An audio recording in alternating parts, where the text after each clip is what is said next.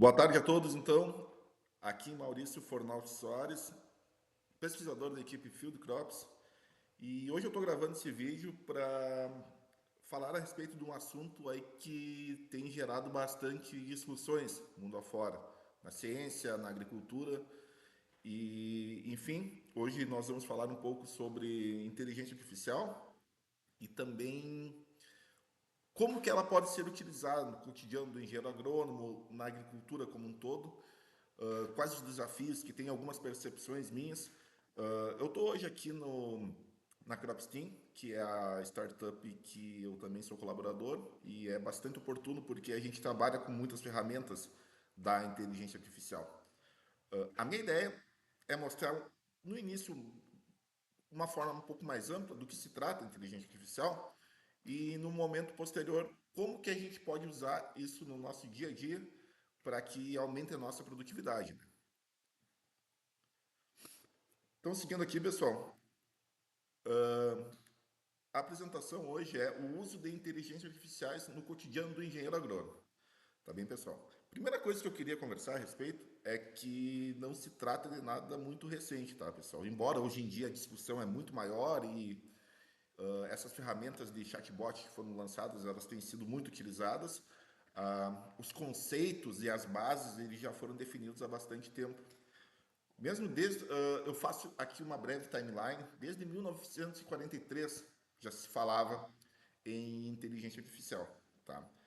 Esses modelos foram evoluindo com o passar dos anos, até quando a gente chegou no momento que a gente chama de inverno da inteligência artificial, que basicamente foi um momento em que esfriou um pouco o uso desses métodos, tá? Eu vou explicar um pouquinho por que adiante no vídeo.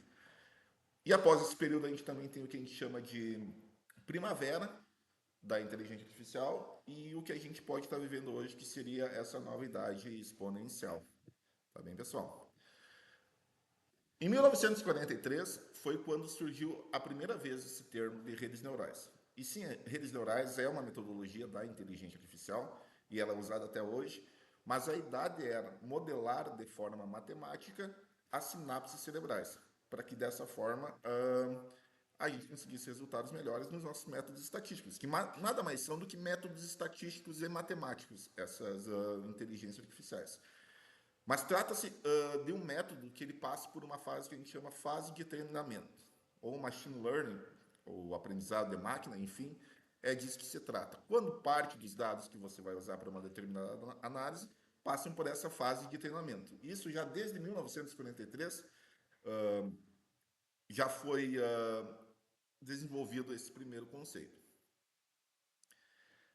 Em 56, que de fato foi, nessa conferência de Dortmund, firmado o conceito de inteligência artificial. Isso é muito importante, porque a partir de um conceito fixo, com bases fixas, a gente consegue ser mais sólidos na criação do conhecimento.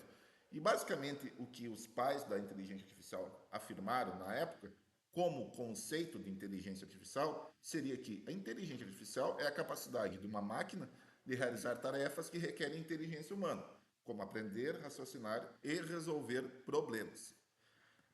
Ok, pessoal? Quanto a essa parte mais de conhecimento geral a respeito da inteligência artificial, eu sugiro o canal desse rapaz aqui, Bruno Piscini. Ele tem vídeos muito bons, sabe? E que com bastante curiosidade a respeito, eu sugiro aí que vocês assistam. Depois eu vou deixar o link aí na descrição do vídeo também. Ok, pessoal?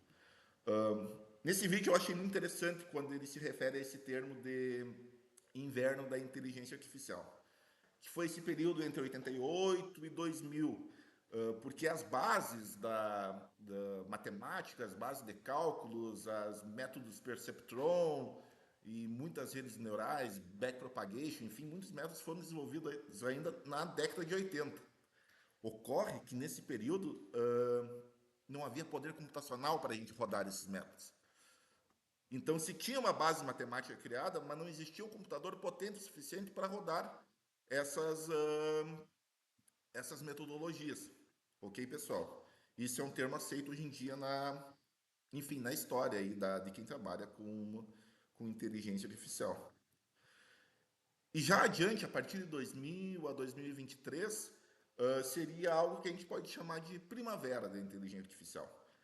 Eu quero que vocês prestem atenção nesse gráfico, que é um gráfico exponencial, enfim, do aumento de trabalhos acadêmicos com o uso de inteligência artificial, de 2000 a 2023. Tá? A fonte é o Scopus, tá? Então, eu pedi para verifiquei esse crescimento exponencial da quantidade de papers acadêmicos em diversas áreas, desde ciências médicas, agricultura, ciência de minas, ciências militares, geográficas, enfim, hidrologia, tudo que tu possa imaginar começou a utilizar as inteligências artificiais, esses métodos que envolvem desde redes neurais, máquina de vetores, lógica fuzzy, porém restrito à academia, a pesquisadores, enfim.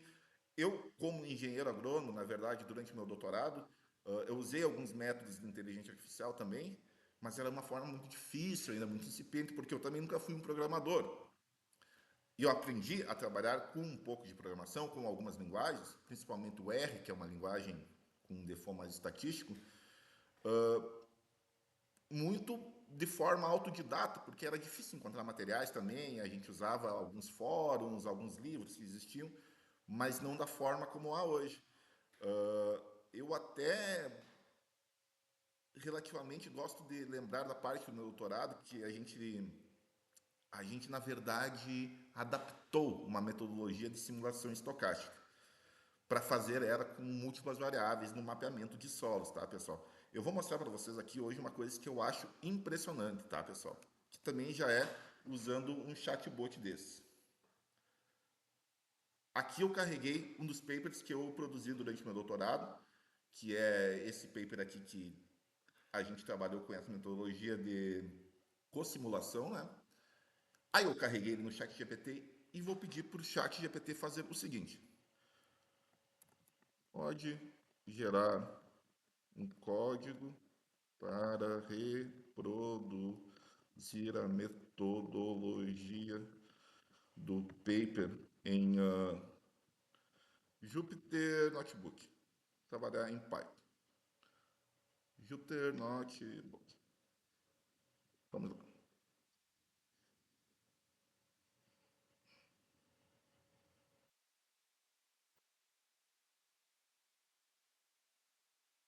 Isso aqui é algo impressionante, pessoal. Porque durante meu doutorado eu levei quase que 2 anos para desenvolver um código que a gente conseguisse rodar e que fosse viável. E nesse sentido, eu sigo trabalhando com algumas linguagens de programação.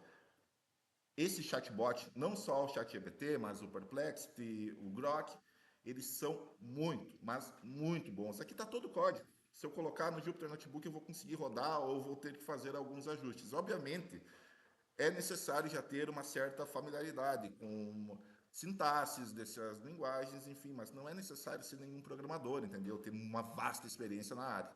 Isso aqui é algo sensacional. Mesmo que possam dizer, ah, tudo bem, então tu faria teu doutorado em um ano, se fosse na época. Talvez eu não teria feito um doutorado nessa área. O que eu sinto é que as ciências agora, ou a academia como um todo, elas vão sair um pouco dessa parte de criar metodologias ou adaptar metodologias, porque isso tem se tornado cada vez mais rápido e dinâmico, e apontar e resolver problemas reais. Eu trabalhei numa bacia hidrográfica que tinha, de fato, problemas com erosão, problemas do solo, mas a gente basicamente desenvolveu um método que pode ser utilizado em diversos locais. Levou um certo tempo para fazer isso, porque era o tempo que demandava, mas os problemas reais das famílias e das pessoas que moram lá, não que ficaram em segundo plano, mas o objetivo do doutorado em si era o método, que foi criado com louvor e foi publicado. Muito bem. Mas esse novo rumo para as ciências, ele é fruto, sim, dessas novas inteligências artificiais. E eu sou muito empolgado com isso. Tá bem, pessoal? Voltando agora aqui para minha apresentação. Uh, Como eu já mostrei para vocês, né? Esses métodos, na verdade, não são mais do que métodos estatísticos. Enfim, os que têm sido apresentados agora para nós, como esses generativas e chatbot, processamento de linguagem humana, é um avanço, obviamente, mas é fruto da maior demanda computacional que tem e também de todos esses métodos que foram produzidos lá, desenvolvidos na década de 80, 70, enfim, o que a gente está usando agora, tornando as pessoas usuários finais disso. Embora a gente já fosse usuário secundário de inteligência artificiais desde o início dos anos 2000, desde quando os Correios aplicavam isso aí para entrega de enfim, dos produtos dos Correios, ou desde aquele robozinho que limpa a casa, a gente sempre foi usuários secundários dessas inteligências artificiais. Embora agora a gente tenha dado um passo adiante. O Bruno Piscine também se refere no vídeo que ele gravou a respeito da questão da idade exponencial. Isso é muito maior do que a gente imagina, talvez. Sabe, pessoal? Lá com a queda da Bastilha houve o fim da Idade Moderna, entramos na Idade Contemporânea, e alguns historiadores já julgam que nesse tempo que estamos vivendo, dessa explosão de inteligências artificiais e do uso de aprendizado de máquina, a gente está dando um passo à frente como humanidade. Isso também é uma coisa que assusta às vezes, porque, de fato, qual que é o limite, né? E sim, a gente vai ouvir muita gente criticando o uso ou até com certo receio.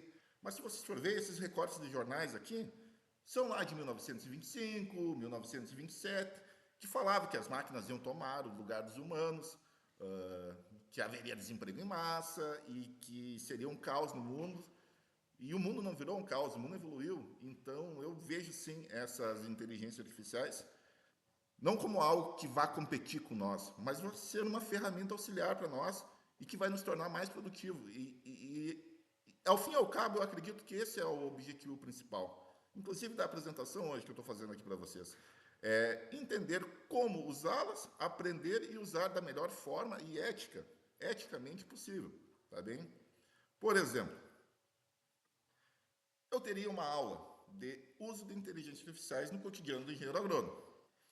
Enfim, existem algumas ferramentas, uma agora que eu vou mostrar para vocês, que podem nos facilitar, inclusive, na criação dessa aula. Eu vou apresentar a aula para vocês, então. Inteligência artificial na agronomia, o futuro da agricultura. Veja como está a apresentação dos slides. Eu gosto muito, acho que a qualidade ficou muito boa, modéstia à parte. Modéstia à parte, por que eu diria isso? Veja bem, aqui aparece definição, eu vou passar um pouco rápido, tá? Porque essa aula eu vou, na verdade, dar essa aula para os alunos da agronomia aqui da Universidade Federal de Santa Maria. Mas sim, como que a gente usa como usuários secundários em drones, satélites, esses sensores de IoT, análise de imagens, enfim, isso tudo já faz parte do cotidiano do engenheiro agrônomo. E está na nossa aula. Ela segue mostrando aí alguns conceitos básicos, e, enfim, eu vou ir um pouco mais rápido até nessa aula, porque que eu quero mostrar aqui? Essa aula eu fiz com uma inteligência artificial que chama Gama, com 2 M's. Depois eu vou deixar uma lista aqui para todos vocês de algumas inteligências artificiais e para que a gente pode usar elas e como elas podem nos auxiliar, né? E em 30 segundos eu criei a aula. Eu podia chegar 2 minutos antes, criar a aula e dar a aula para o pessoal. Poderia estar trabalhando na parte de pesquisa, na parte de desenvolvimento de produtos aqui da empresa, enfim. Mas quanto ético seria isso? Eu ter a missão de ir dar uma aula e simplesmente criar 2 minutos antes e vamos lá. Obviamente, esse é um dos dilemas do uso da inteligência artificial.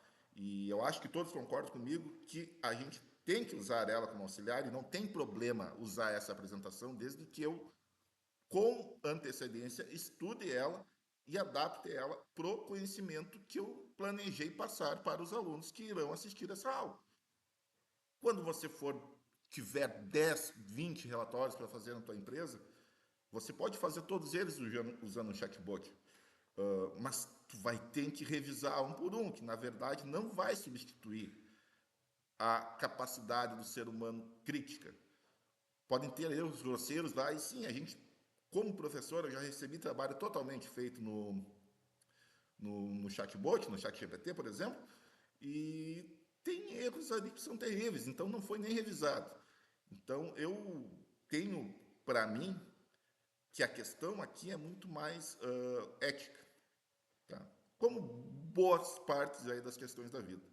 Então, sim, eu recomendo que usem bastante, se tornem mais produtivos, mas sempre lembrando que não substitui o nosso senso ético e o nosso senso crítico. Tá bem, pessoal? Adiante.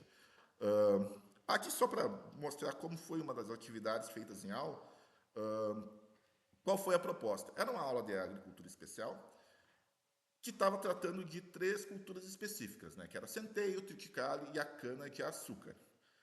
Aí, o que foi proposto, né? 6 formas de manejo diferentes: sementes cultivares, nutrição, irrigação, plantas daninhas, doenças e insetos e pragas.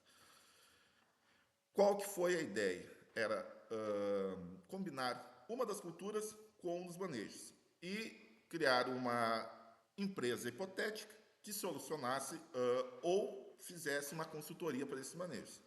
E dessa forma eu pedi que cada um usasse o chat GPT para criar uma empresa, né?